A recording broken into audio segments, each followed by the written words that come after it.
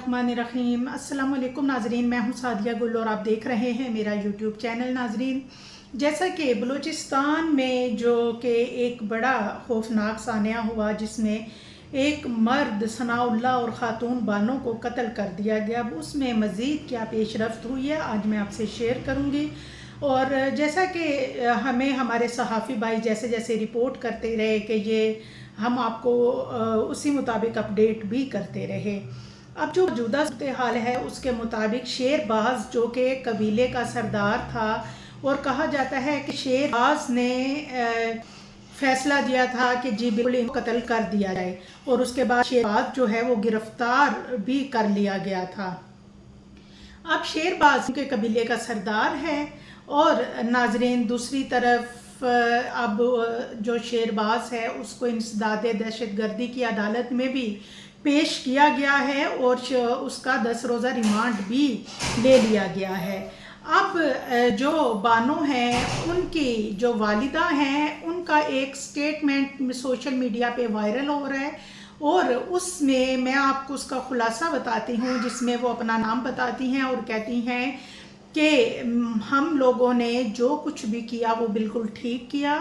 बानो मेरी बेटी है, ये वालदा कह रही हैं कि बानो मेरी बेटी है और सनाउल्लाह उसके घर के साथ रहता था। बानो के 5 बच्चे थे जिनकी उम्रें 18 साल से लेकर 6 साल तक थी और इनमें 2 बेटियां और 3 बेटे हैं। और वो कहती हैं कि सनाउल्लाह के भी 4 बच्चे थे, ये मेरी बेटी के साथ रिलेशनशिप में था और इनकी आपस में एक ताल्लुक़ था और उसके बाद ये लोग जो हैं वो घर से फ़रार हो गए और तकरीबन 25 दिन बाद जो है ये बानो घर वापस आ गई और उस पे भी नूर मोहम्मद जो है उसने इसको माफ़ कर दिया। लेकिन उसके बाद सनाउल्लाह जो है वो अपनी हरकत से बाज नहीं आ रहा था, वो टिकटॉक बनाता और वो बानो की वालदा कहती हैं कि हमें सेंड करता था जिसमें वो कहता था कि शेर का दिल लेके आए जिसने मेरे साथ लड़ना है, और दूसरी तरफ वो कहती हैं कि मेरे बेटे जलाल सतकजई जो है उसकी तस्वीर के ऊपर क्रॉस का निशान लगा के भेजता था और कुछ नाजेबा वीडियोस भी हमें सेंड करता था। अब नाजरीन वो कहती हैं कि हमने जो कुछ किया अपनी रवायात के मुताबिक किया और इसमें हमारे कबीले के सरदार शेरबाज जो उनका कोई कसूर नहीं। सरफराज भक्टी को भी वो एक पैगाम देती हैं कि सरदार भक्टी सरफराज भक्टी जो वो कह रही हैं कि हमारे इलाके में छापे मारे जा रहे हैं और गिरफ्तारियां की जा रही हैं, उनको ऐसा नहीं करना चाहिए क्योंकि ये हमारे कबाइल का मामला है, हमारी रवायात का मामला है और हमने अपनी रवायात पर अमल किया है और गुनाह नहीं किया।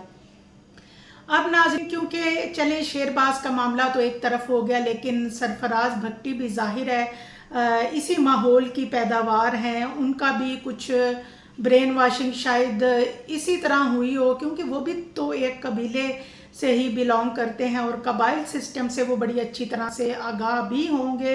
अब जैसा कि फ़िलहाल तो शेरबाज जो है वो कानून की हिरासत में भी है और अदालत में भी उनको पेश किया गया। अब मज़ीद देखें कि ये मुकदमा क्या रुख अख्तियार करता है। इंशाल्लाह हम आपको साथ साथ अपडेट करेंगे। दुआओं में याद रखिएगा। अल्लाह हाफिज़।